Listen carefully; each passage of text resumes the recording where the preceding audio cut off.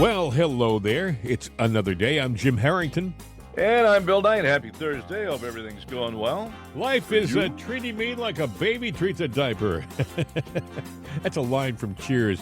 They had some great lines. Thanks, Norm. Thanks. Yeah, exactly. Is it Norm, or was it Cliff? The mailman? No, Cliff asked Norm. Norm was walking in, and Cliff said, "Hey, how's it going, Norm?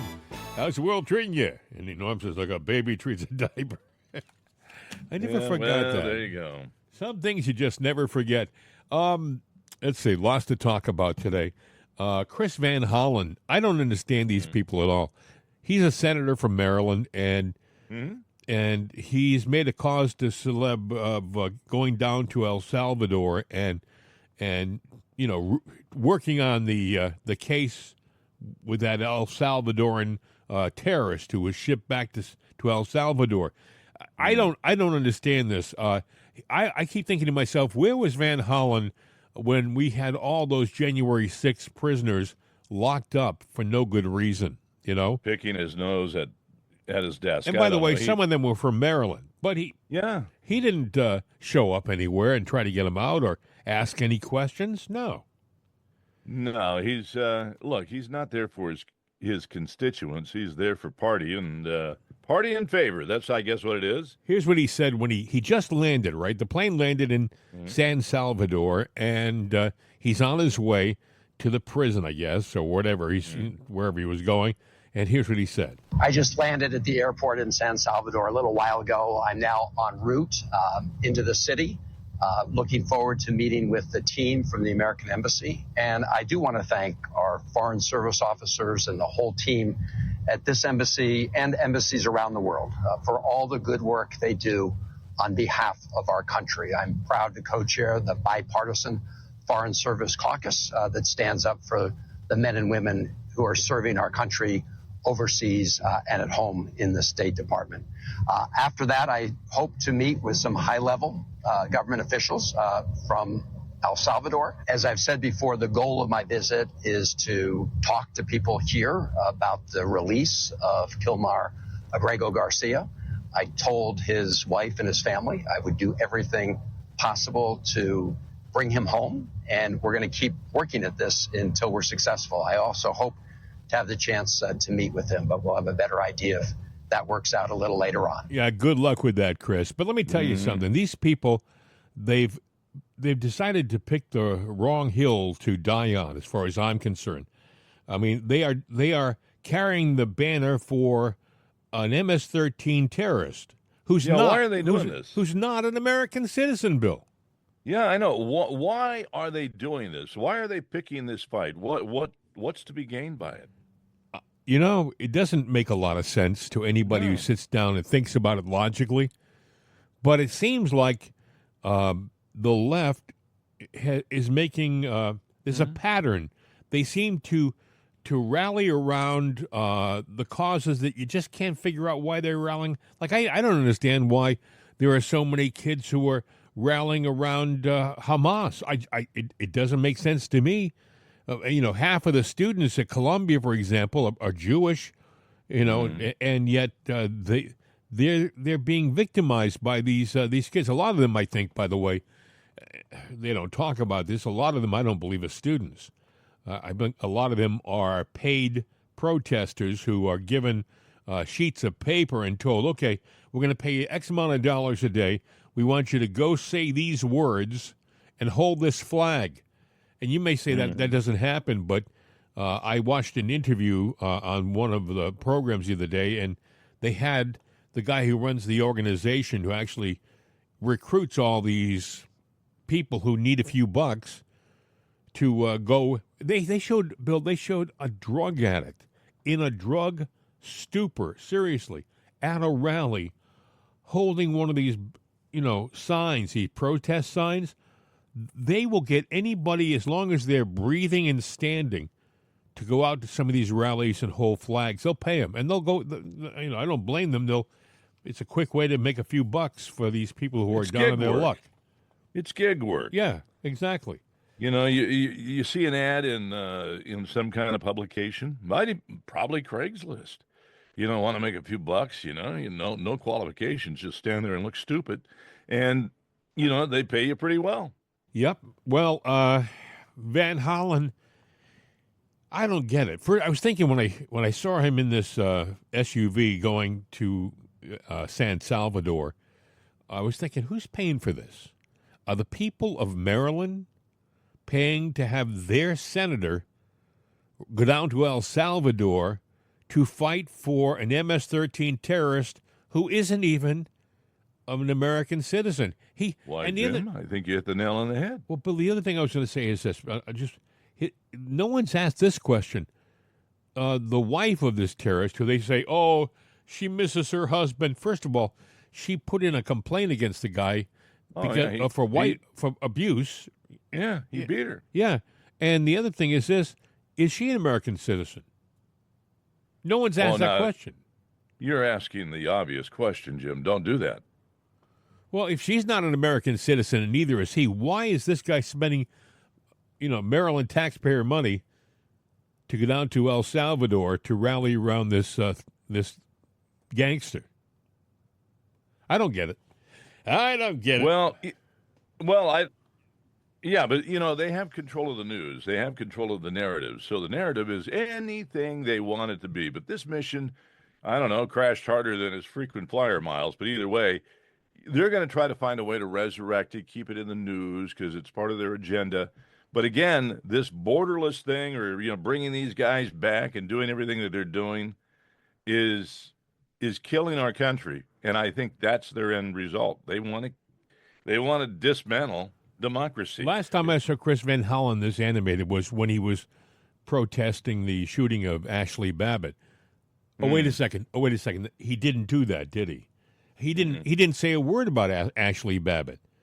No, he didn't. He didn't do anything to stand up for anybody who was wrongfully accused on the January 6th debacle. Van Hollen was down. Now this next bit of audio, I had to really do a lot of editing because what he was doing was he would give an answer and then he'd wait for it to be translated into Spanish, and then so it was twice as long as it should have been. So this morning I was out there slicing and dicing, as we would say, to make it a little more concise. But this is Van Hollen, and I guess he's outside the prison or he's somewhere, and he's disappointed because, well, they weren't quite as receptive down there in El Salvador as he had anticipated. Listen. This is an unsustainable and unjust moment, so it cannot continue this way. I also told his wife and family that I would try to meet with Mr. Abrego Garcia while I was here. So I asked the vice president if I could meet with Mr. Abrego Garcia. And he said, well, you need to make earlier provisions to go visit CCOT. I said, I'm not interested at this moment in taking a tour of CCOT. I just want to meet with Mr. Abrego Garcia. He said he was not able to make that happen. He said he need a little more time. I asked him if I came back next week, whether I'd be able to see Mr. Abrego Garcia. He said he couldn't promise that either. So I asked him if I could get on the phone, either video phone or just a phone, and talk to Mr. Abrego Garcia. So I could just ask him how he's doing so I could report back to his family. He said he could not arrange that. He said maybe if the American embassy were to ask, maybe that could happen. So I will certainly ask the American embassy to ask the government of El Salvador to connect us by phone. I asked him how about his family? How can he talk to his wife so that she can hear his voice? I let him know that the family has requested that. He said he was not sure whether he could make that happen. So we have an unjust situation here. The Trump administration is lying about Abrego Garcia. The American courts have looked at the facts. In fact, the Trump administration lawyer, the government lawyer, admitted to the court that Mr. Abrego Garcia had been mistakenly taken in administrative error, that it was a mistake.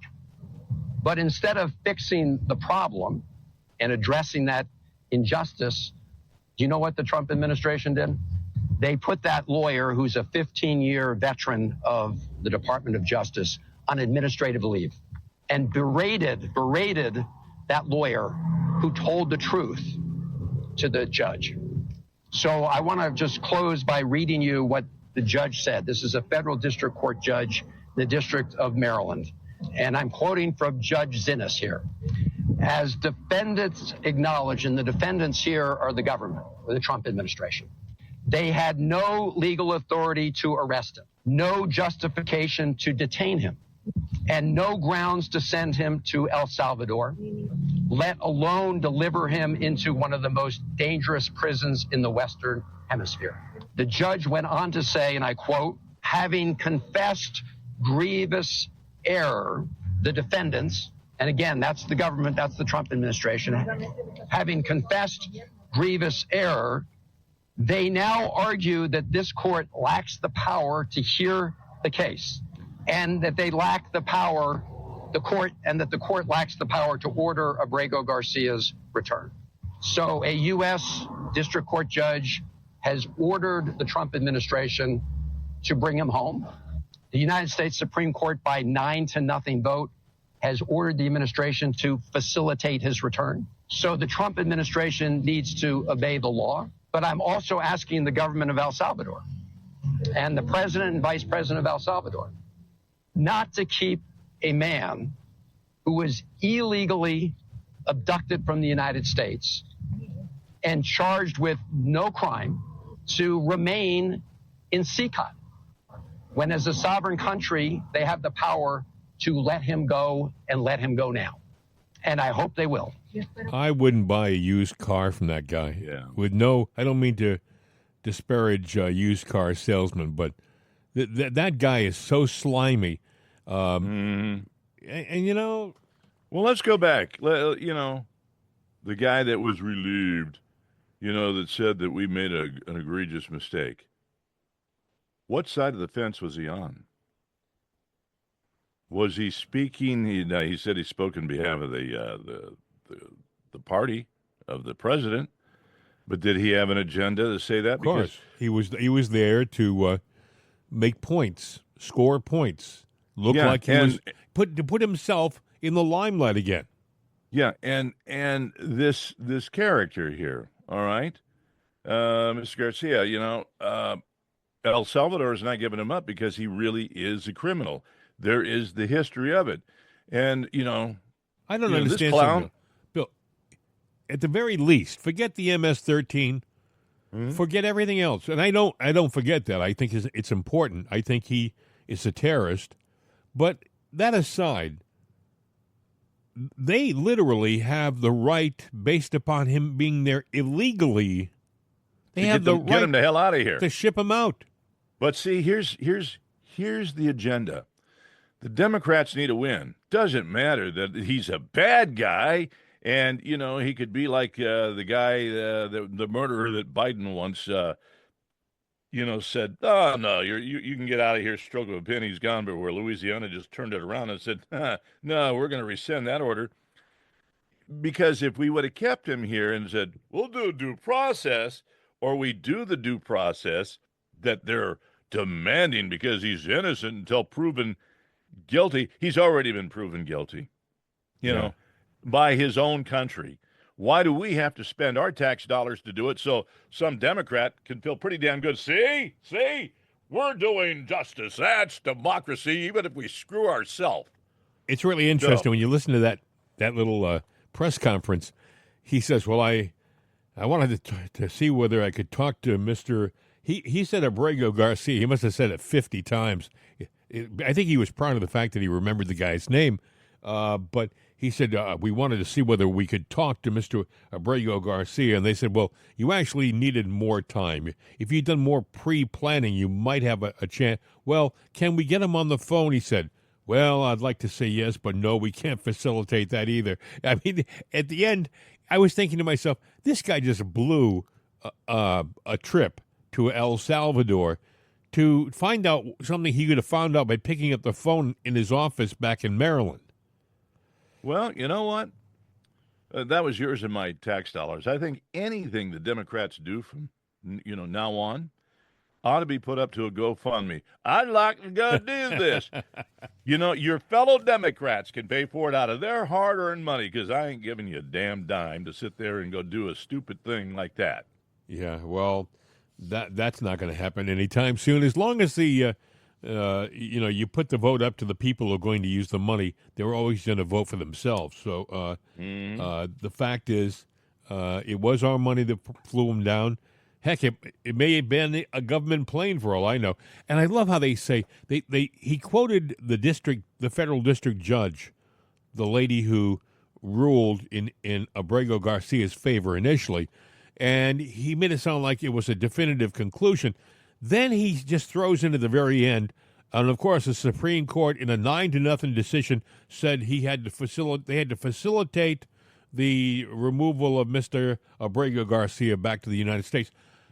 But the Justice Department and the president have said no. That facilitate is if El Salvador says we shouldn't have him here, we want to send him back to the United States for whatever determination you decide, then we would give him an airplane ride back to the United States. But El Salvador has said, hey, he's an El Salvadorian citizen. He broke El Salvadorian laws, and he's in the right place. Mm-hmm. So, if this guy had broken into Chris Van Hollen's house, and if he had, messed his rec room up, or gone into his dining room and messed up the dishes or whatever, Van Hollen would say, throw the book at him. But this guy, he's a cause. He's something that the Democrats figure we can get some attention. It's another George Floyd moment. We can make this guy bigger than he deserves to be. I think they'll make a criminal a saint just to sit there and look good and get a feather in their cap. And they know that the media will sit there and support them and give the spin. I'm always amazed. The media will be caught with their hand in the cookie jar, spinning a lie. And what do? Oh, we're sorry. And then they turn around, walk away, and they come back and do it again. Yeah, Caroline Levitt said a few words yesterday afternoon as she was just about to introduce, what's her name, the mother of the poor young woman who was murdered. I can't think of her name. I should have this on the tip of my tongue, but hey, listen, it's early, folks. It's appalling and sad that Senator Van Hollen and the Democrats applauding his trip to El Salvador today are incapable of having any shred of common sense or empathy for their own constituents and our citizens. Nobody knows this more than the woman standing to my right, Patty Morin, whose beautiful daughter Rachel was brutally maimed and murdered at the hands of an illegal alien in August of 2023. Patty no longer has her daughter because of the failed Democrat Party's open border, and these are policies that President Trump is bringing an end to. Patty should not have to be here today, but she is, and we are grateful and we are honored for her willingness and her request to share her powerful story with the world. I apologize. That was Patty Morin, Rachel Morin's mom, and I knew that. It just I had one of those moments where you freeze, The interesting thing was when Patty Morin stepped to the microphone and started to talk about her daughter, CNN and MSNBC decided not to cover it, and that was the end of that. I think Fox carried a bit of it. Newsmax did too, but she essentially got out there and was reminding the media, hey, listen, these are the victims. The victims are people like my daughter who did nothing wrong. She said there wasn't a part of her daughter's body that wasn't either bruised or broken. She said that in the press conference. And if you're a parent, that has to tear you apart. Not a part of her daughter's body that wasn't bruised or broken. And yet the media has decided that the real victims are the vile scum that do these horrendous acts, like Abrego Garcia. He has the tattoos. He's not the all-American boy. He's an El Salvadorian gang member. What the hell are we doing? At what point are we going to grow up as a country and start getting our act together? And these damn judges, Bill, they just infuriate me because there's no good reason they're standing on the side of these people, yet they are. It's a cause. They have an agenda, and this person is the face of their agenda and what they're trying to do. And I'll be damned if I really know deeply what they're trying to do, because you don't take a violent criminal like that and make him a martyr, a hero. You don't, but they are. And they continue to do it, folks. It doesn't make sense. So Van Hollen, I don't know whether he's still there, how long he's staying in El Salvador for. Permanently. Maybe he's having a few drinks at the hotel lounge. Who knows, on your money. I'm sure he just didn't fly down there quickly and fly back. It's a pretty long flight if you look at El Salvador and Washington, D.C. It's not, and I'll bet you he didn't fly economy. No, he probably got all the amenities in the world. Yeah. Other things going on in the news, the tariff situation in the world continues to get a lot of headlines. Hannity had Victor Davis Hanson on, and another gentleman. They were talking about China and the game of chicken that China seems to be playing with the West. Doesn't seem to be making a lot of sense because China's economy, for all intents and purposes, is in the hopper. It's bad. It's really bad. Yeah, it's in bad shape, more than they will admit and more than the press even talks about. Look, both China and the United States have debts.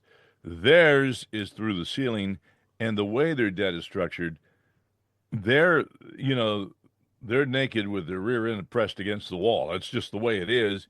They're in trouble, but they're doing pride and they're trying to do their little defense. You know what? They've spent most of this the past couple of days down in Vietnam. They're trying to build an alliance with other Southeast Asian countries to market their product. Go ahead. I was going to say, now they want to talk to the U.S. Xi is saying he wants to talk, but we don't. No name calling, please. Really? What he also did, and the mainstream media is corrupt. I'm sorry. Yeah, they don't report it all. There's no ifs, ands, or buts about it. They have a total agenda, and they are not honest purveyors of news. Just the way it is. The lead hard-nosed negotiator in China, the guy who was standing firm on the position of China, the one that got a lot of respect from the West, was unceremoniously removed from his position yesterday, and a replacement was put in, somebody who was more malleable, somebody who could talk easier to the West, maybe get something going as far as a tariff deal. So China is probably going to fall in line because it cannot afford to lose access to the largest consumer market in the free world. And that's what we are, the United States. They lose that, put a fork in it, they're done. We buy a fraction. We market a fraction of our stuff in China, a fraction. Very little of what we manufacture here gets marketed over there. But boy, most of what they make over there gets marketed here. They lose this audience, this market, they're in trouble. They're done. Yeah. Well, the shipping, the orders for ships to come in and carry out stuff, they're canceling them now. I mean, the ships they're not coming into port there to carry their stuff out. Doesn't mean it's going to stop, but you go from 100% down to 10%, and no matter how much they cry, and we can sit there and go, "Oh, I'm not going to get my Temu stuff." What? No, you're not. And or your Alibaba, 10-cent crap. You're not going to get that, but they're not going to be selling it. And who's hurting more? Yeah.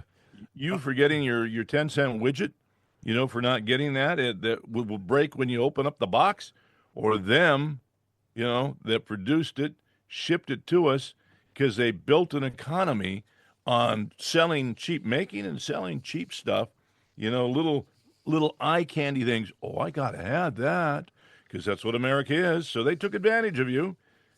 But it's junk, friends. They're built on junk.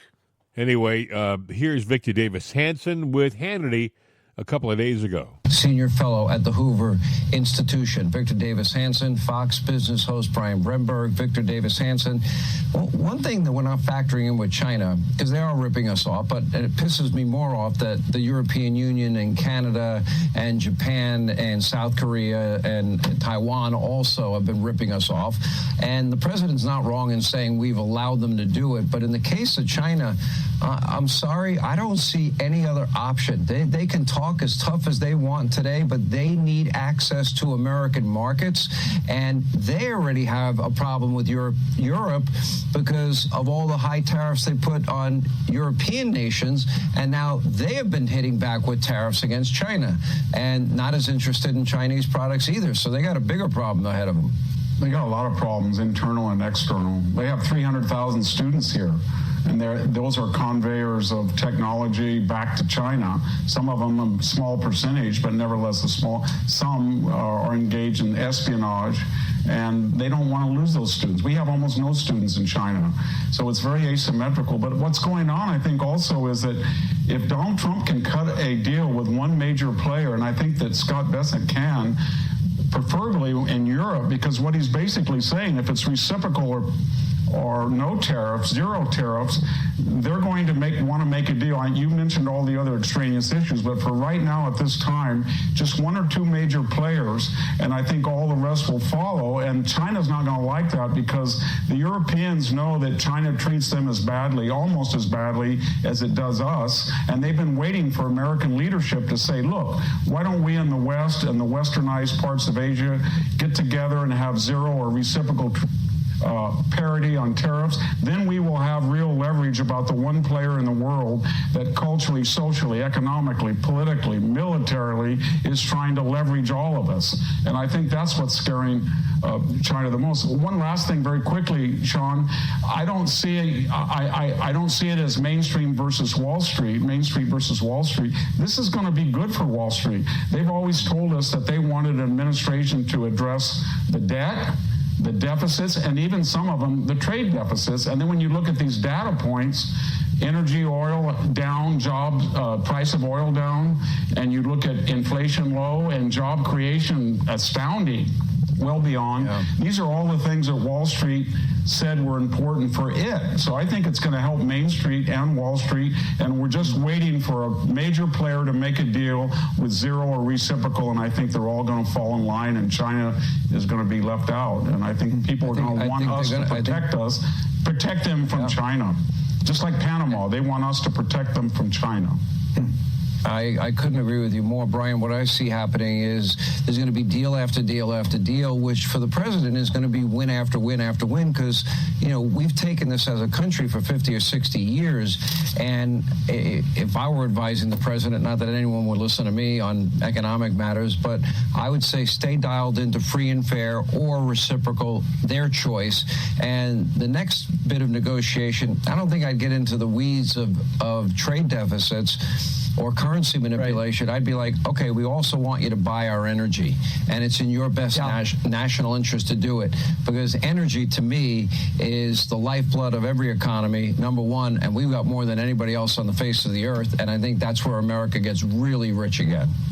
Couldn't agree with you more. Get a lot of deals done fast, Sean. The president has so much leverage right now. People don't appreciate that.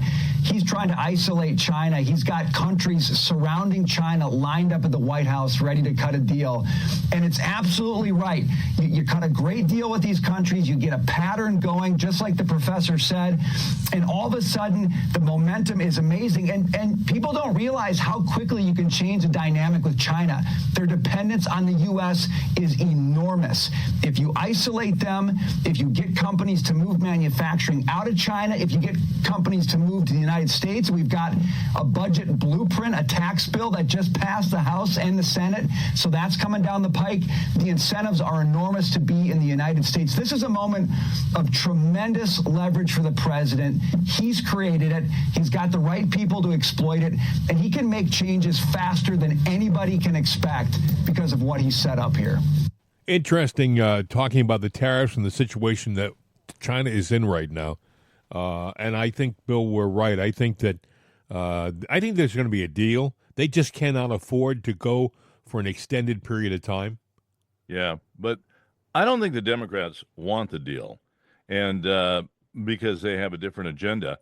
Case in point, let's say you're the chair of the Federal Reserve. You say and do whatever you can to keep the stocks going and the economy going. But no, not Jerome Powell. No. I thought the exact same thing yesterday. And when did he do it, Bill? Yeah, he sits there and poo-poos tariffs and go, well, and this and that. The market was going up. Yes. He came out about 1 o'clock in the afternoon Eastern time. And tanked it. He did it intentionally. Yes, he did. 900 points fell after he opened his big, fat mouth. Now, Yes. Let me ask you this. Is he elected by you, by me, to run our money? No. No. Okay, is the Fed a government agency? No, it's a private corporation. You know what? Kick him the hell out of here and let's take control of our own damn money. And get those bastards out of the business because he's an operative. I of was the watching Democrats. news channels when this happened, and I thought, what the hell is this guy doing? He could have waited to make this announcement until 4:05 in the afternoon when the markets were closed. He didn't have to make the announcement. Why was he making the announcement? Whether he made it before or after, it was intended to tank the economy. And the Fed, they play with our money. Yep. They act like it's their money. It's our money. And what do they have in it to say it's their money? Their big fat mouth and them saying, we're the Federal Reserve. Yeah. Yeah, just by the name Federal doesn't make them a government That's right. agency. It's like saying Federal Express is a federal corporation. It's not. Yeah. Well, this is, This is the Federal It's Another Day podcast. Yeah, right. We're a federal And operation. we're telling you right now, the left is screwing We're you telling over. you have to listen to our program. That's what you know. Yeah, that's right. Yes. It's interesting, though. I thought the same thing, Bill. I thought, what the heck is this guy doing? And, nobody in the media. I was watching all these pundits. Well, Jerome Powell said that this is going to happen and the economy is going to do this. He made the statement. Nobody said, gee, isn't it kind of strange that he made the statement right in the middle of the day, right when the market would do a reverse? Now, you know what? They talk about insider trading. Is that not a form of insider sabotage? Oh, sure. Oh, you want to make a few bucks? Or you want to make somebody lose a few bucks? You have control of the Fed? You want to make an announcement? Well, you know what? He said that on American soil, right? Well, let me ask you a question. Who does it benefit if the market appears to be getting better and growing strong? Who does it benefit? It benefits Trump. It benefits the current administration. But it screws you if you own stocks. Do you own stocks, Jim? I do. I don't own a lot. No, but I own stocks. it screws you if he does what he did. Yes, I own. Yeah. I have a retirement fund that I'm sure took a hit yesterday. But he did this standing on American soil, representing your best interest, right? That's what he says. Yeah, right. Okay. So if there's a good attorney out there, let's do a class action suit as we, the Americans, and sue the Fed. Yeah, but what they have is unlimited financial resources, and they know that you and I don't. So, but it's our money. I so know. You know what? What they say about life, Bill? They say about life, it ain't fair, and it really isn't. Well, let's teach the people that think they can make up all the rules a new set of rules. Well, It'll never happen, but I'm just saying what he did was wrong, and I agree. we need to, Doge. That's something that needs to be cleaned up, and we need to just get rid of the Federal Reserve and do our own Bill, thing. I got a question for you. Who is Cody Bomber? Now that's a trick question. Okay, I don't mean to put you on a spot, but Cody Bomber, and people say, "Who the hell is Cody Bomber?" Well, he's the guy who was arrested for burning Governor Shapiro's mansion. Oh, okay, yeah, okay, yeah. But only reason why I mention this is because this only happened like 3 days ago.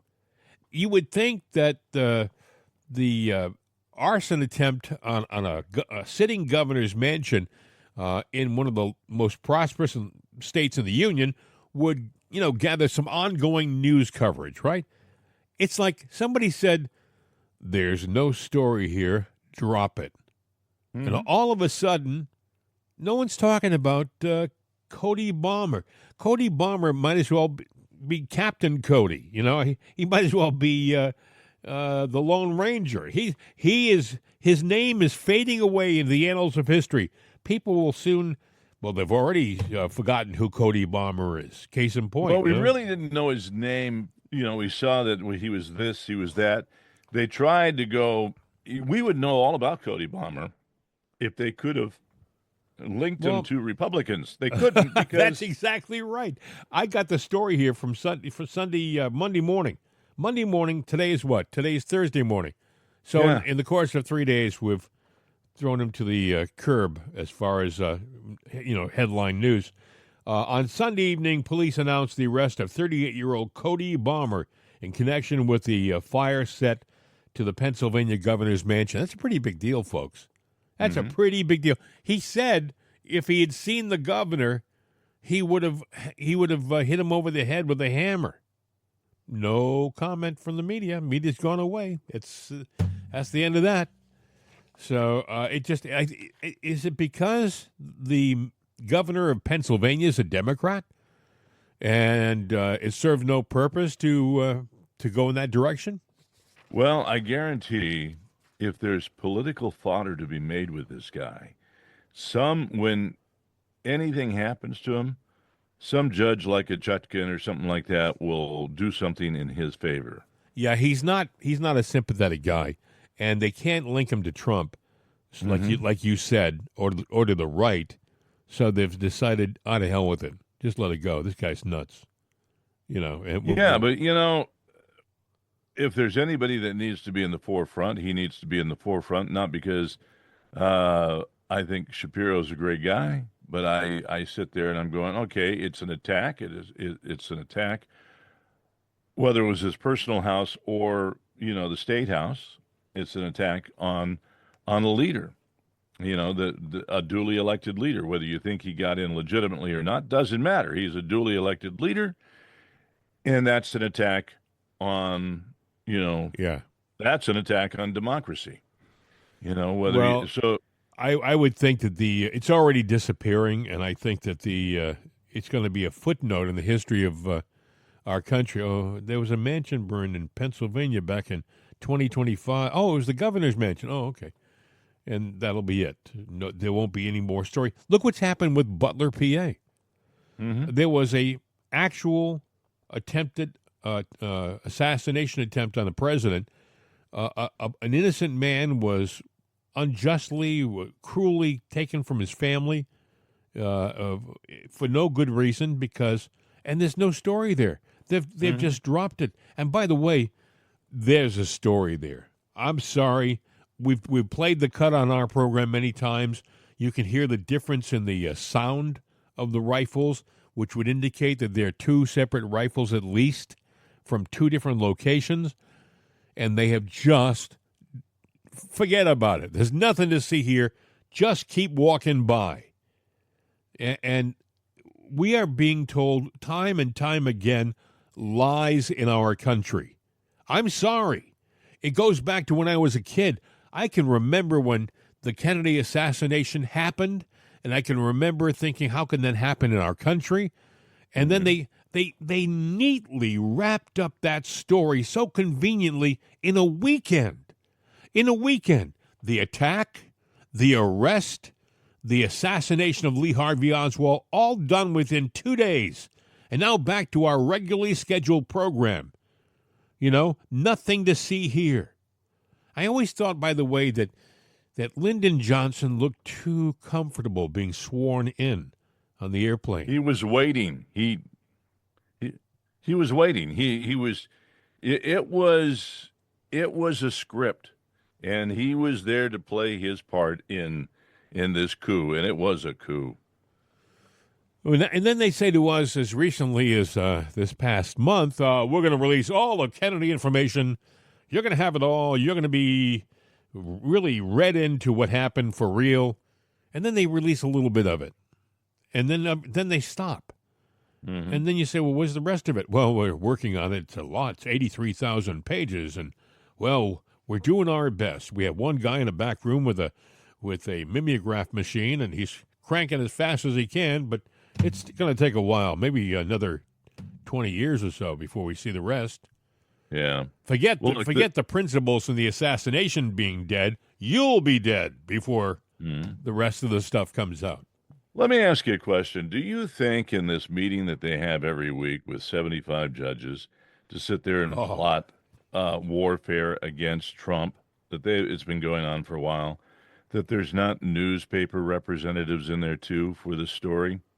And I say that because you talked about Butler and, and how stories fade away. And it's going to be a blip in history, that somebody tried to assassinate Trump, because it's back to the alleged assassin, the alleged attempt of Trump's life.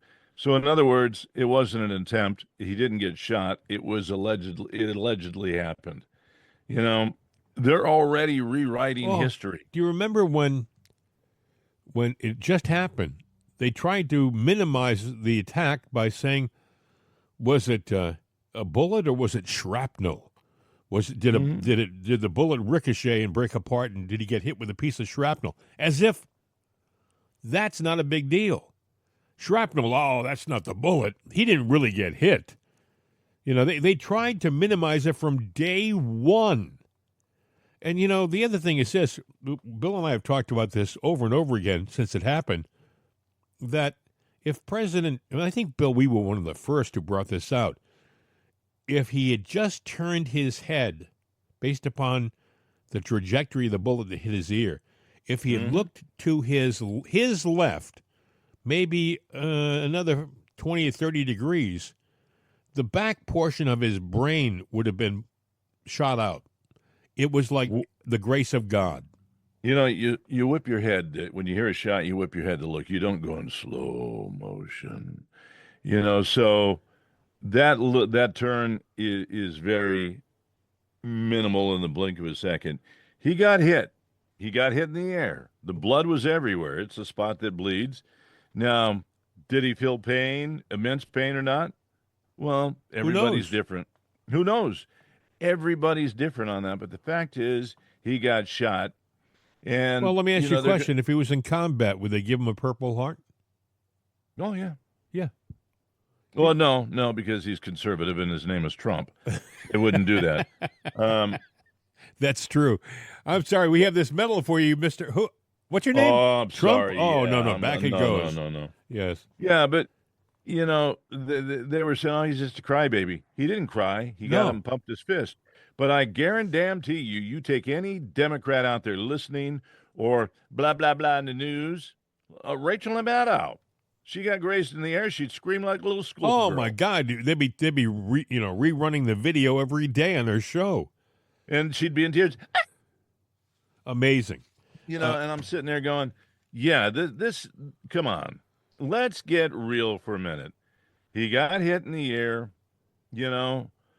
It's, that's where the objectivity comes in. Did it hurt or not? Well, only he and God knows. Let's take it a step further. Let's say, hypothetically, he turned his head 10 degrees and it creased the back of his head. The left would have minimized that. Is he still alive? Well, he just got nicked in the back of his head. No big deal. Not a big deal. And like you said, Bill, if it happened to anyone on the left, they'd still be crying. Okay, let me ask you this. What was the caliber of the gun? I don't recall, but it wasn't a 22. It was, I believe it was an AR-15. Yeah. Yeah. Pretty good sized shell. Yep. Well, they All use right. it. They use it's the same shell as a M16. They use that in war. Mm-hmm. Yeah, I mean, you could get shot with a 22. It's going to sting or something like that. But, you're likely to survive it depending where you're shot and at what range you're shot. But even that little BB gun. Well, let me tell you something about the and smarts about the M16 or AR-15. The bullet itself is about the size of a 22. The powder behind it is significantly more. Right. The thing is this: the bullet is designed to hit you small and come out big, meaning it enters and there's a small hole where it hits. But if you look at the back of the person that it hits, there's usually a hole about the size of a grapefruit because the bullet tumbles. Mm-hmm. That's how it's designed to take out the people. And President Trump is lucky it didn't hit his head, because it probably, if it hit any substance, any body mass, it would have tumbled and done an incredible amount of damage. The country would have been in turmoil had we lost our president, because they did a poll yesterday, Bill. I don't know whether you saw this. A popularity poll. They got the results yesterday. Mm-hmm. Nobody regrets voting for Trump, and they said that they would still vote for him today. The 77 million people who voted for him, by and large, are very happy with what he's doing, are standing behind him, much to the dismay and chagrin of the people on the left. Okay, what time did that poll come out? About noon yesterday. And what time did Powell go out? About and do his... 1 o'clock yesterday. Isn't that a coincidence? No, that's not a coincidence. That's, they're doing anything they can to take this man down. I guarantee. We pointed out, somebody else will be talking about it later on today in the news. But if you look at the timeline on everything, there's a rhyme and a reason for everything. Mm-hmm. And it's all part of their plan and their narrative. And the fact that he did what he did means they don't care about the money and the economy and the well-being of this nation, and which means they sure as hell don't care about you. They're just doing what they think they got to do to make you take their side. And when you do that, they got you. And then once they screw you, they're going to cast you out the door. It's not getting any better. And President Trump, have you noticed this, Bill? There is there's more of a look of determination on his face than he had. In the first term, he tried to smile all the time to everybody. But you see him walk into a room. Yesterday, he walked in and he said a few words in front of the Annapolis football team, the Navy football team, who got an award for a terrific season. And but he walked into the room, and it was a stern look. It wasn't this glowing, MC kind of look that he's had in the past. Everything about him right now seems to be more determined. Like he knows what the left is doing. He expects all of this interference, and he's determined to get through it. Look what happened, by the way. We haven't mentioned this, but we mentioned it yesterday with Letitia James. Come to find out, the charges that she said Trump had, the laws that Trump had violated, the charges she brought against Trump, which were, of course, fictitious, and they were, and if you don't believe it, just put down your anti-Trump sign for a second and look into it, and you'll see, because you're a smart person, because you're listening to this program, right? But Letitia James actually did the stuff that she claimed committed. Trump did. Yes. She committed fraud, Yes. real estate fraud, Unbelievable. falsified logs and everything. Oh, I'm living there. Oh, this and that about, what the property's intents were and who was going to be there. She lied about everything to get Yeah. favorable loans. Well, there's only 4 residents there, not 5, because you see, the 4, you can get like a residential loan. Oh, the Right. other one? It's commercial. Oh, well, that's going to it's commercial. Yeah. You're going to have to do a down payment on it, and you're going to pay a different rate. Yeah. She lied, and she is what is One she? of the houses was in Virginia, and, Yeah. and she lives in New York, and she called the one in Virginia, I believe, her primary residence. Yeah, because that makes a big deal too. Now, look, Uh-huh. you can sit there and say it's a primary residence, but it has to be intended to be, and you need to move into the thing. And then if something changes, you can do whatever. But nothing changed after the fact was she never intended, and that was obvious for it to be Well, her I got a primary question for you. residence. She lied. Can a daughter marry her dad? Not where I Well, no. Letitia says she was married to her father. On one of the forms where she tried to buy the Brooklyn property, I believe, she said that her father was her husband. I thought that was convenient. No, that is so disingenuous and such an insult to anybody that might, associate with her or whatever. That's just that just makes her an well, she evil, thought she could. foul No, she person. thought she was going to get. She was the attorney general. Although I think that when she wrote that form out, she wasn't. I think she was just a lawyer. But she's got an arrogance about her that she thinks. I think that she's untouchable. She thinks that she's going to get her way no matter what.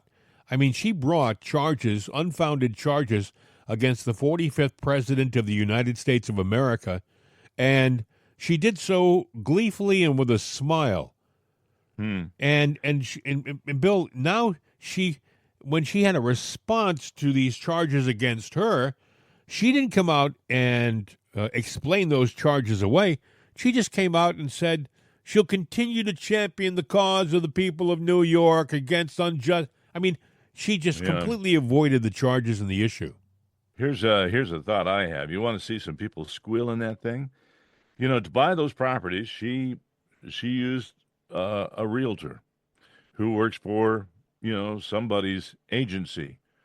They had to know, they had to know or be suspicious, and they did the deal. And that can cost them their license. That can get them big fines. If I were on the Trump team, I would sit there and say, you know what? To get to Letitia, you gotta get to the people that she's standing on to do what she did. And I would bring down the whole house of cards. Because, well, I think there are a lot of people sweating right now, people who have been clinging to her coattails, so to speak. She was doing that interview, or she was doing that press release, and they started asking her questions, and I'm on the phone. She did that was a Kamala Harris move. She was avoiding answering questions by walking out of the hearing room, pretending she was on the phone and couldn't talk, which is a crock. She can only do that so long. By the way, I remind you that in similar circumstances, President Donald Trump walked out of the hearing room, walked right up to a set of microphones, and addressed the world. Unfazed by the nonsense. He's not afraid of a microphone. The only thing that he's ever guilty of is his mind goes, it's faster than 100 miles an hour, 1,000 miles an hour. So a lot of times I have noticed he's talking, but his mind is so far ahead of what he's verbalizing, and he'll jump a little bit. And the left sits there. I do that from time to time. I got to tell you, I was told a long time ago, if you want something to stick, you have to say it more than once. Mm-hmm. And so what Donald Trump has learned over the course of his career is he will repeat something, a line, for example, several times in the course of an answer. And you may say, well, you just said that. But that's okay. Somebody told him that you have to repeat it for it to stick. So he repeats it. I did some marketing one time for a project and on the advertising. I'm going, oh, we're getting a lot of impressions. Oh yeah, but you know what the math is on it? And I said, well, what's the math on it? And they said 1/8 of 1%. So if you got 1,000 people out there, it's 1% of that 1,000. What is that? And then take 1/8 of that, and that's your return. How many times do you repeat the phone call in a commercial? Usually 2-3 times. That's 1-800-5474. 1-800-5. They keep doing it because they know that you don't get it the first time. You got to repeat it. Yeah, it's 3 times, but then you buy a lot of commercials. So it's hammered in your skull. It gets drilled into it because you can't do subliminal, although there's cute ways that you can get around it. And then these, there was a guy on TV. How about this guy right here? Call 1-800. You do the phone number thing, and it was all theatrics. But what he did is that it got your attention because what he was doing. But the one thing you remembered was the damn number. And many times the inflection, the way somebody says it, it may be wrong. There's a commercial that runs in Pittsburgh. The gentleman has got a speech impediment, and that'll get your attention. It does. The gentleman, he owns the company. He seems like a nice guy, and he seems to have a good product. But the thing that's noticeable to the world is that he has a noticeable speech impediment, and he's been running those commercials on television for 20 years, and he's probably got the biggest business of its type in the area. Because, like you said, people notice the speech. Well, he's genuine. There was a restaurant in Pittsburgh. I forget, it was a family chain. I forget it. But the old man that ran it, the dad of the family, and you're going to like it. Yeah. He would talk about his restaurant, and he would say all these things about it and all the food and everything, and you're going to like it. Yeah. Okay. But that was his slug line, but that's what you remembered, and you remembered the name, which I can't remember anymore. It's been so long. Hey, another bit of news. The Counter Foreign Information Manipulation and Interference Office, think of that's a mouthful, was set up to fight foreign disinformation. But in recent years, it was repeatedly censoring the free speech of American citizens. So what did Marco Rubio do? Well, listen to this. Mr. Secretary, thank you so much for being here with sharing for the American people a very momentous day in the history of the State Department and the U.S. government in restoring free speech and America's role as the beacon of free speech. Something very historic transpired today. Could you tell the American people what that was? Well, we ended government-sponsored censorship in the United States through the State Department, and let me explain how we get there. This started out, 10 years ago with this effort of let's go after the messaging that Al-Qaeda and ISIS and others are putting to radicalize people. Oh, no, who's going to be against that? That sounds normal. And then it was like in 2016, we had this foreign interference in our election. We need to start targeting some of that stuff. By 2020, it had grown into this movement of actually going after individual American voices. And one of the ways that was being done wasn't just directly, because the guy that was running this thing, Stengel, was actually a guy that was out there saying, Donald Trump talks just like a Russian spy. He talks just like a terrorist. And so do the people around him. But they were also taking money from this program and using it to fund these NGOs, these third-party groups who were supposed to be impartial. Those groups were then tagging. They were literally tagging and labeling voices in American politics, Ben Shapiro, the Federalist, others, tagging them as foreign agents. So you look at it and say, American taxpayers, through the State Department, were paying groups to attack Americans and to try to silence the voice of Americans. And there were consequences. These weren't just a label they put on people. Some of these people got deplatformed. They got taken down. They couldn't communicate. So it was outrageous. So before President Trump took over, they disbanded this unit. They just renamed it and moved it somewhere else. But now, over the last few months, we've worked on it and just taken it down. And to the extent we're spending money now, we are going to spend money on messaging. It's going to be pro-American messaging. And it's going to be incentivizing and protecting free speech, which is threatened in all over the world, including countries that are allies of ours. The best way to counter disinformation, if that's what people are thinking is out there, the best way to counter disinformation is free speech, is to make sure that what's true has as equal or greater opportunity to communicate as what's not true. We've learned that the hard way. But when you turn disinformation into a weapon, a political weapon, a label that you can use to go after people you don't like and say, anything that person's saying is disinformation. Well, listen, I read mainstream newspapers every day, or I watch mainstream broadcast every day that I know are disinformation. Okay, we have an issue right now. They keep calling it Maryland man deported to El Salvador. No, not Maryland man, El Salvador citizen deported to El Salvador. That's disinformation. Every day, a U.S. senator yesterday said that this guy was a kidnapped American citizen, and they published it in the article without any fact check. He's not an American citizen. So the important thing is that we have free speech so we can counter that, so we can say this is not true. That's the way you handle that.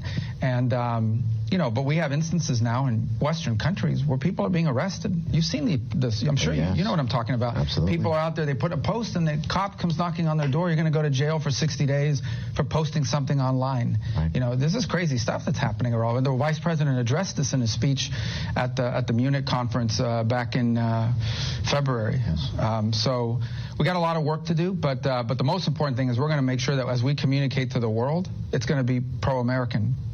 Things that build up what this country's working on and explaining what we're doing, not attacking Americans who are exercising their First Amendment rights. The classic work of the State Department in the 20th century. Secretary of State Marco Rubio, I like that. He's a very articulate guy, and they're going to start paying attention to whose speech is being stifled, and it better not be the American people. Bill, you and I, when we started this program, we got hit with that. Yeah, 3.5 years ago, when we were in our fourth year. When we first started the program, we were constantly being shoved down or criticized because we had a conservative point of view. We got shut down from Facebook. We got shut down from YouTube. We got shut down from the old Twitter. Yep. And for no good reason, Bill. They never gave us a logical reason. It was just basically they didn't like what we said. Fake news and hate speech, which, if you're listening to the show, I got myself in a little bit of a tirade there over, the Fed, tanking the economy on purpose yesterday. But that's a true story. And I think what he did was wrong, and he should be held accountable for it. I think the Fed, we've been misled for years. You think the Fed is a Fed. I once thought the Federal Reserve, well, that's the government. No, they're not the government. But there was no hate intended there. Bill, our whole approach has always been, we've been as honest as we know how to be. Meaning, yes, we have a different point of view with regard to politics. If you are somebody on the left, you're going to disagree with 90% of what we believe because we see issues differently than you do. We're more, I would say, traditionalist. We believe in God, country, and apple pie, and so on. You are, if you're on the left, it's historically you've gone the other way, 180 degrees. But the difference is, Bill, our side, 99% of the time, our side says, this is our belief, but it's okay for you to believe what you want to believe. Nowadays, the people on the left say, this is what we believe, and we don't like you saying what you say, so you should be quiet. They want to keep us silent, but it's okay for them to talk. And that's the difference. The people on the right believe in free. You just heard Marco Rubio say how important free speech was in our society. He didn't say free conservative speech. He didn't say free moderate speech. He just said free speech. It shouldn't be censored. But the people on the left, they think it should be censored. This is not the same left, by the way, that I grew up. Actually, up until 1980, I was a Democrat. So, I mean, I was part, I guess, of the other side. But so was Ronald Reagan up until about 1978 or 76. I think they said to Ronald Reagan, "Why did you leave the Democratic Party?" He said, "I didn't leave the Democratic Party. They left me." Yeah. Well, that's pretty much the way it is now. I mean, there are a lot of people that they believe in the old principles of the Democrats, and all the I might say touchy-feely, feel-good things, but basic core American values. And there are a lot of people that still believe that. But the Democratic Party doesn't house those values anymore. They might talk the game, but they open the borders. They let illegals in.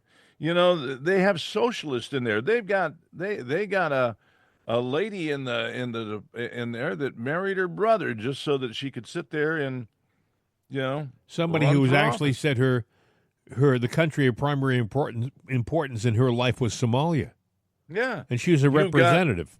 You've got AOC, who came from a family of money, says she's poor little waitress. Yeah. And she goes in.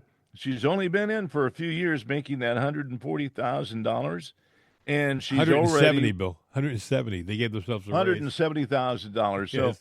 has she been in the news for 5 years? All the time. She's always Okay. Okay, so now you get an idea. So if she didn't spend a dime, she'd have close to $1 million, about maybe 500,000 or 600,000. Of course, you got to take taxes out of that, but no, she's got over $94 million. She's probably not $100 million.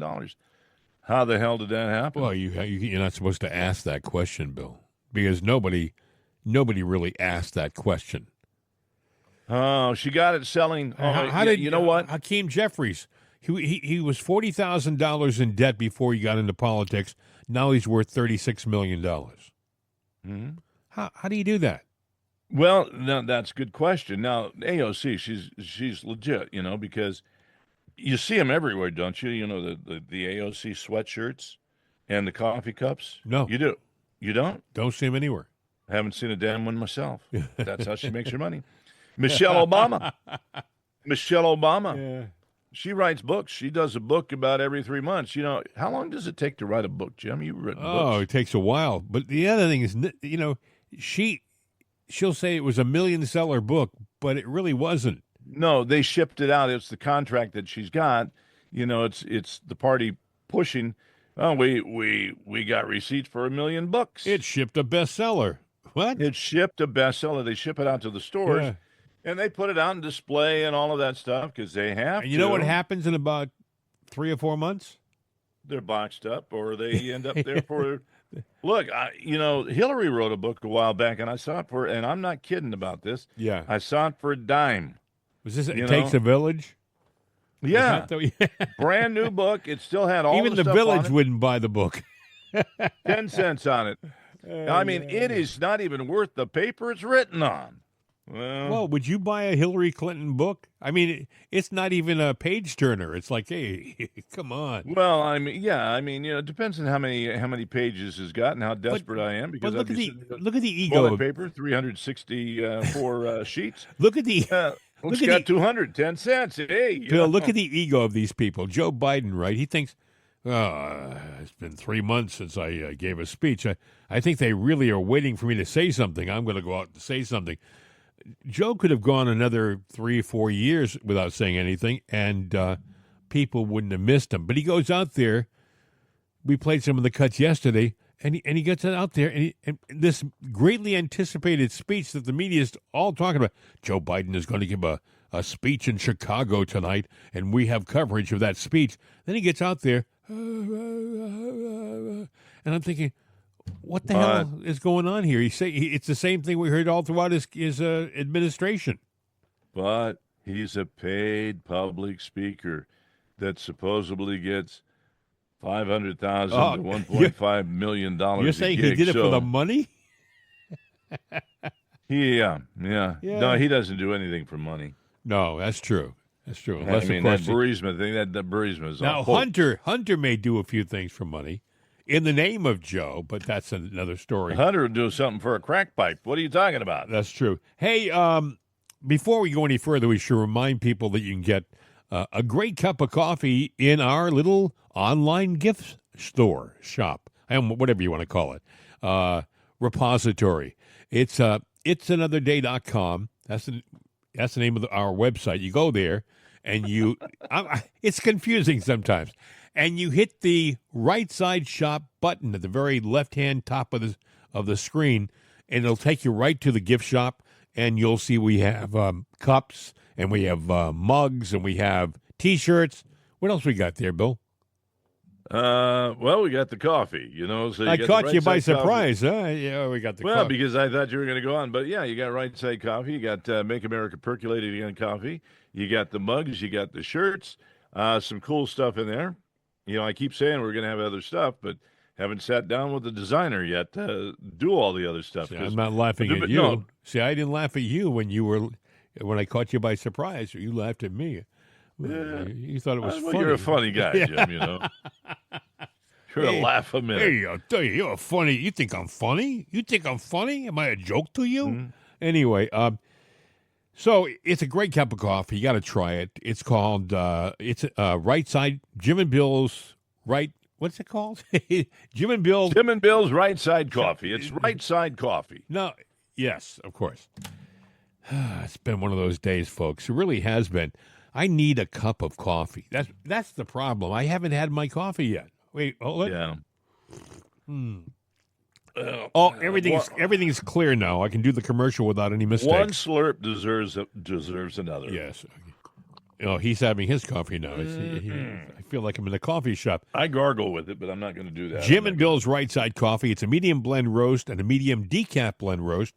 We have two different versions of it because, some people, the caffeine in them, it doesn't work well. They get high blood pressure and stuff like that. So we got you covered. You can have our decaf. You don't lose any flavor. It's still there.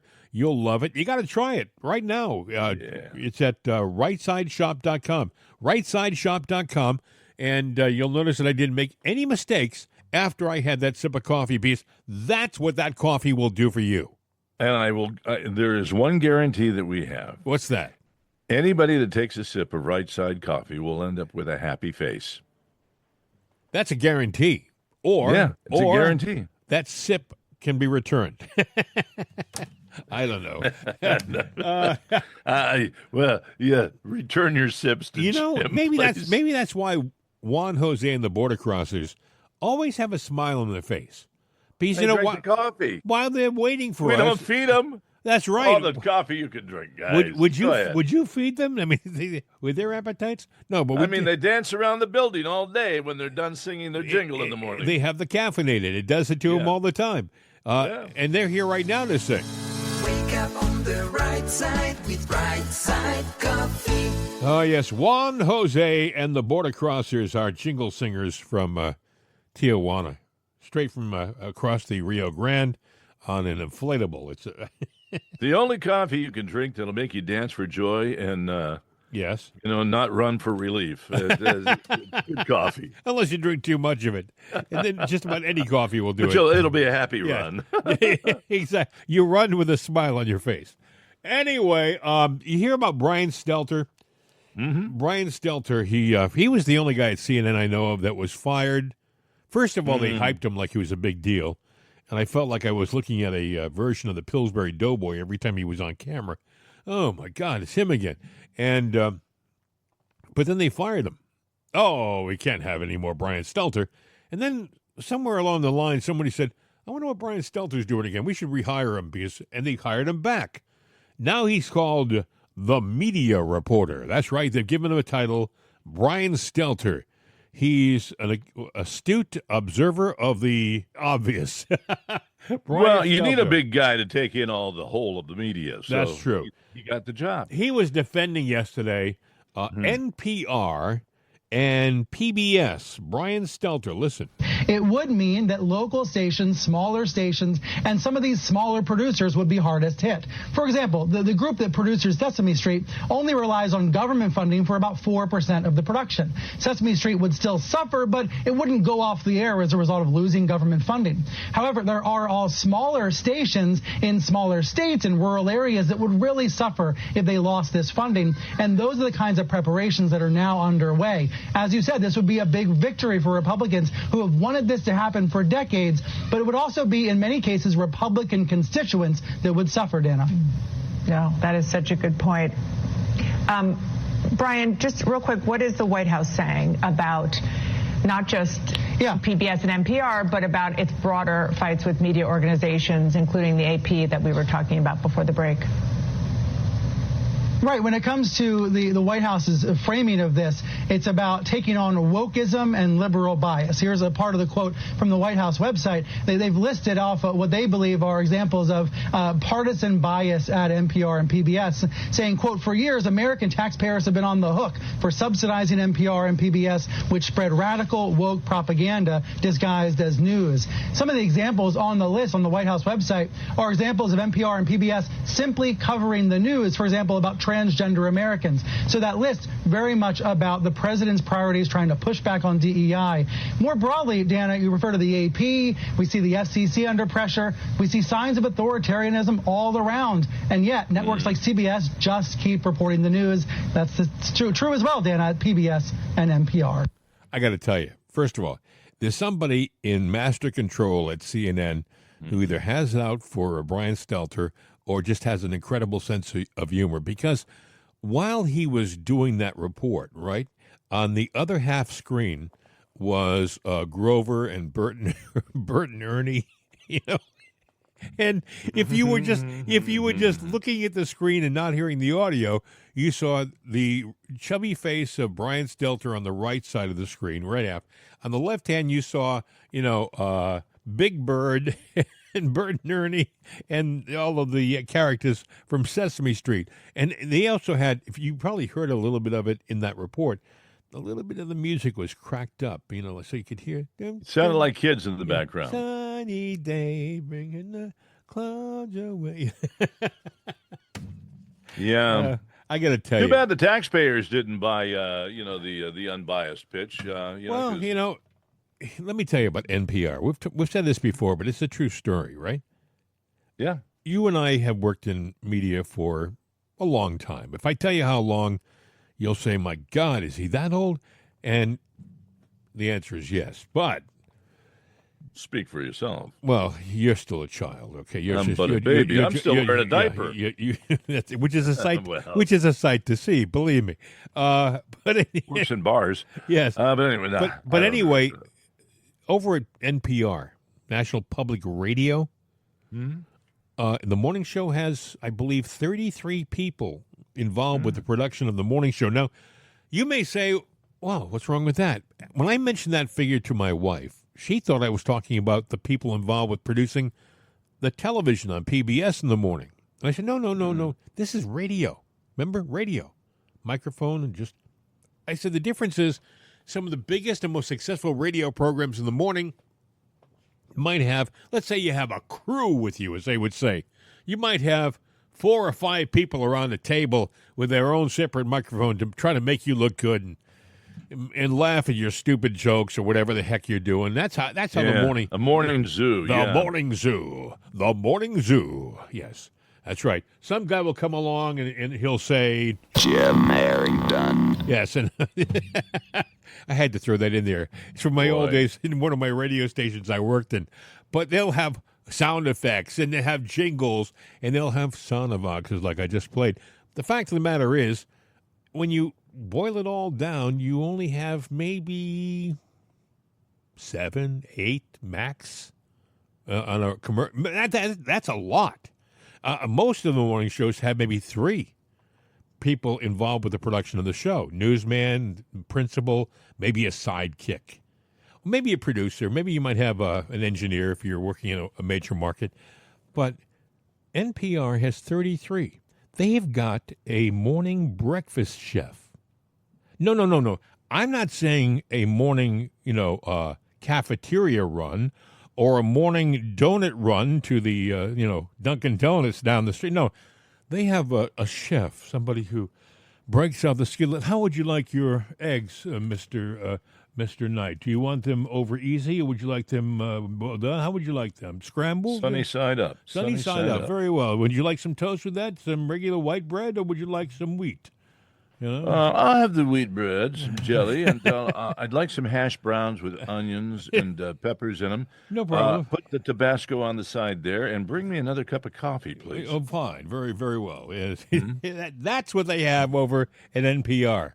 So when you're listening to all of those erudite reporters talking on NPR, and one of the things that they do on those programs is they make sure that they all sound a lot smarter than you, because this is NPR, and we don't pay we don't pay for salaries. stupidity because we already have it. That's right. We don't have to worry about commercials to make our program succeed. We've got the federal government and your tax money. Then on the other side of the table, you have PBS. Now, the problem that PBS has got going for them right now is they are not supposed to have commercials on their programming. That has been, but they do. That's been in the charter since forever. Maybe the biggest thing they could say is, this program is underwritten by, Funman Pharmaceuticals, makers of the finest pharmaceuticals Funman can make, and they'll go, and that's it. But not anymore. Now you'll see. I see Viking Cruises. It's a commercial. It is a commercial, plain, pure, and simple. I don't blame Viking Cruises. That's, if they can get it, great. But let me ask you a question. Are you watching it off the TV channel that goes over the airwaves with the transmitter, or are you watching it through the internet?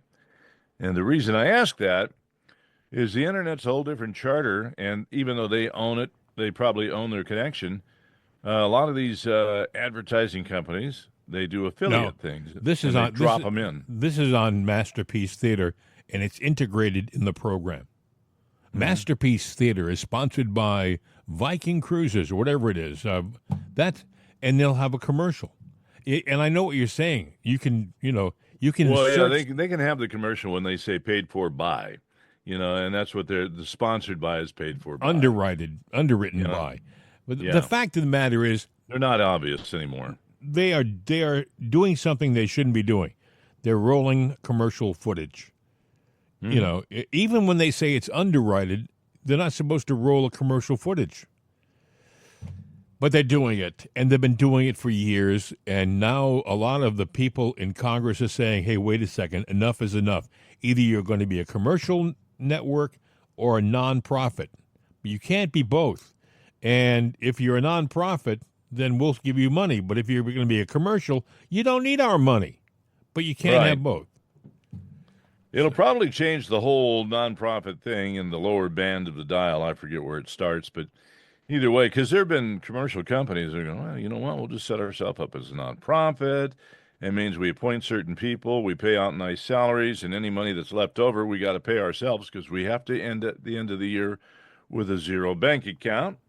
And that's how that works. There are some commercial stations, little commercial, non-profitable, not nonprofit, little commercial stations that don't make any money because they haven't got any ratings, have figured out, well, wait a second, maybe we can have fundraising drives and get the people who do listen to send us money. Yeah. And they're doing it, and in some cases it's working. So,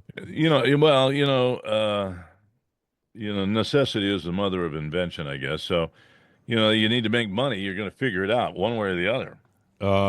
It'll be interesting to see what they do. But I think that PBS and NPR could be going the way of the Fagawi tribe. Also, did you hear what's happening at Harvard? Trump. Well, yeah. I mean, I got a story on that. But, yeah, basically they're talking about taking away their money. Yeah, Trump is refusing what does this say? He's thinking about taking away their nonprofit status, which is he's already talking about holding back on the yearly subsidy money we give them. They have a $53 billion endowment, and they want us to give them, at least $2 billion in federal government subsidies? For what reason? And why do we give them $2 billion and we give Brown University $510 million, which is still too much? But they're both Ivy League colleges. Why? Why do we? Why isn't there like one rate for all of them? What does Harvard do that's not being done at Brown, Princeton, Yale, and the other schools? Because they walk around and talk like they're distinguished gentlemen. Yes, of course. Welcome to Harvard. Yes, we're better than anybody else. Oh, you went to Harvard.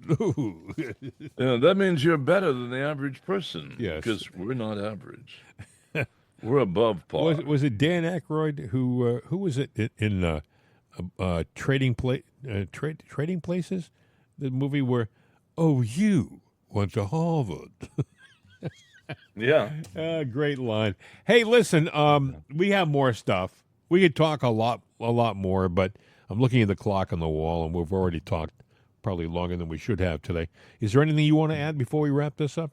No, I think that's it, because tomorrow will be a new day and we'll be heading into the weekend. So they've already got the fan in place. They're warming up the fan now. They got a wheelbarrow and a shovel, and It's my biggest. sling it into the fan. It's my biggest fan, actually. Well, you don't want to stand in front of the fan that they're wheeling up, because you know what they're going to throw into it. Uh-oh. That's right. You're saying when the hits the fan? Yes, and it'll be a Democrat throwing it. I'm sure. You know? Anyway, I think we can wrap this one up. We're done. All right. Well, I'll tell you what. Until tomorrow, I'm just going to say one thing and one thing only. Hasta la vista, baby. We're out of here.